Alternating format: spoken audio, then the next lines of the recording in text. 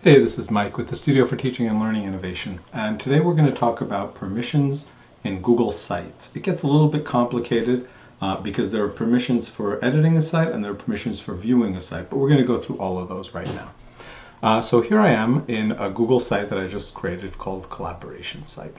And you can tell that I'm logged in with my William & Mary account because and I'm in the dashboard here.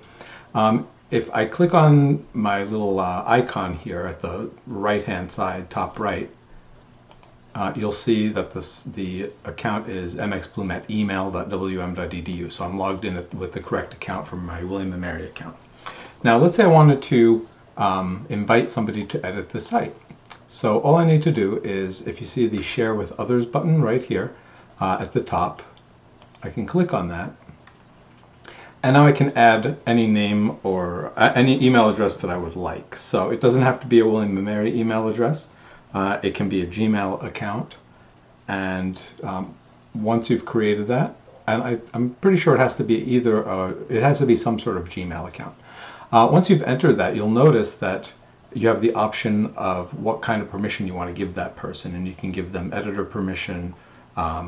You can make them the owner, or you can make them a published viewer so that they can see the site if it's been published. And you're thinking, well, if it's been published, can't anyone see the site? Well, not really, not necessarily. So let me show you how you'll have to do that. And then, of course, once you've entered any of the names here that you'd like, you'll submit that, and then whoever gets the email should be able to log in.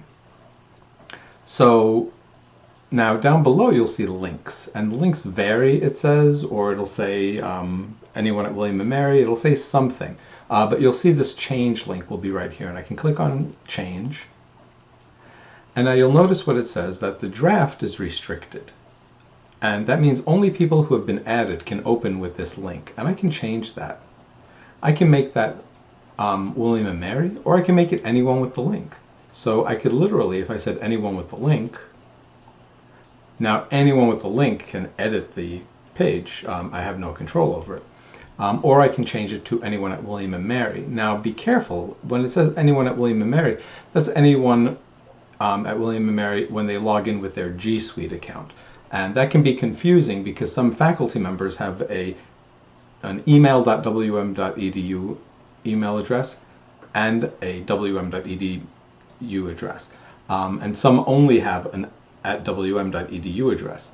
So the safest thing to do is to always log in at gsuite.wm.edu before you start, and then you'll be logged in at the right address. Now, the other issue is students may not know who to share it with, right? So you'll have to tell the students, share it with my @email.wm.edu account or my @wm.edu account.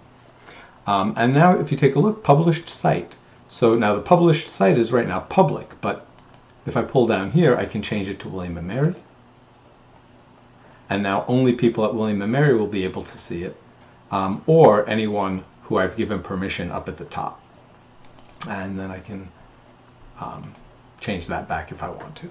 So that's basically it. That is how you change permissions, both in the viewing and in the dashboard and in the live site.